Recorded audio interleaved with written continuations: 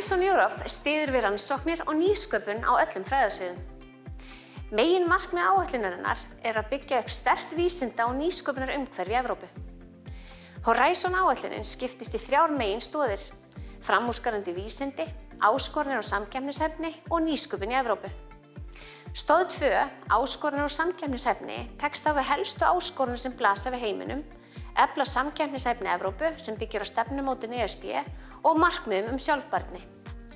Íslenska djúpborunarverkefnið var stofnað árið 2000 af HS Orku, Landsvirkjun, Orkuveitu Reykjavíkur og Orkustofnun. Markmiðið var að vinna saman að því að kanna möguleika á djúpborun og áskorunum sem þeim fylgdu. Guðjón Helgi Eggertsson, deildarstjóri auðlindastýringar HS Orku, fór nánar út í útskýringar á verkefninu og þýðingu þess fyrir rannsóknir á þessu sviði. HS Orka starfrækir 2 orkuver, jarðhita orkuver, annars vegar hér í Svartsengi, þar sem við framleiðum rafmagn og heitt og kalt vatn fyrir sveitarfélögin hérna í kring, og hins vegar Reykjanesvirkjun sem hérna lengra út á Reykjanesskaganum, þar sem við framleiðum raforka og afleiddar afurðir úr auðlindagarðinum.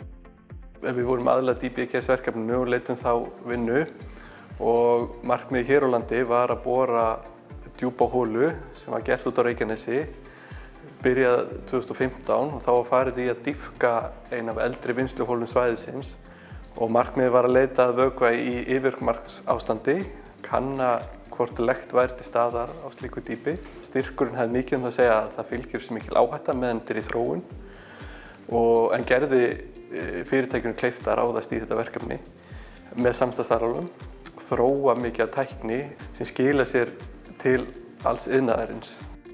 DBGS styrkurinn innan Horizon 2020 áætlunarinnar.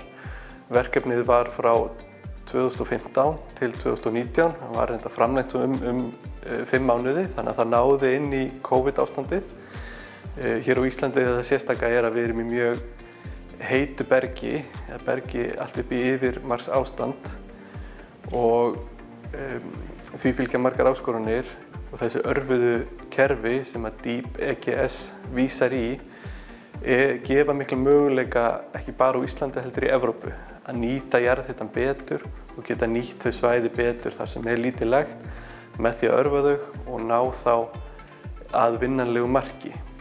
Og það er miklu að vinna í Evrópu við aðrar jarðfræðilegar aðstæður, og okkur kleift að miðla því sem við kunnum innan samstarfsins og einnig læra af öðrum, og það var sýnt fram á það hér á landi að við fundum lekt dýpra en var talið áður, þannig að jarðhitageymurinn stækkaði.